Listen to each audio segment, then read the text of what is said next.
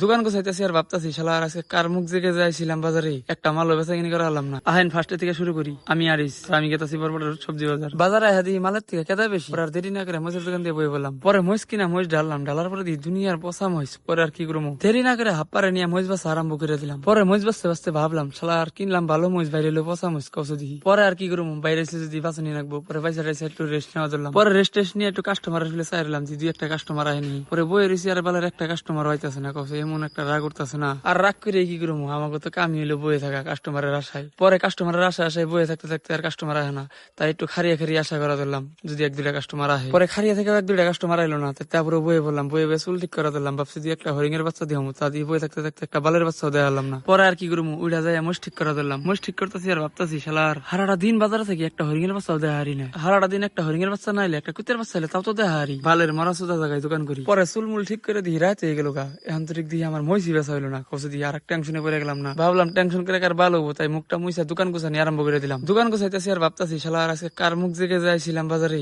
একটা মালও বেচা কিনি করা হলাম না। পরে দোকান মুখান গুছিয়ে দিয়েছি, এক বস্তা মাল রয়ে গেল। পরে টেনশনে পিলপিলি ডাক দিয়ে পিলপিলি উঠে যাওয়া দিলাম। যাইতে যাইতে একটা কথা কই, এই ভিডিওটা বানাইতে কিন্তু হারাটা দিন গেছে। তো এই ভিডিওটা যদি ভালো লাগে অবশ্যই পেজটা ফলো করে সাপোর্ট করবেন। ধন্যবাদ।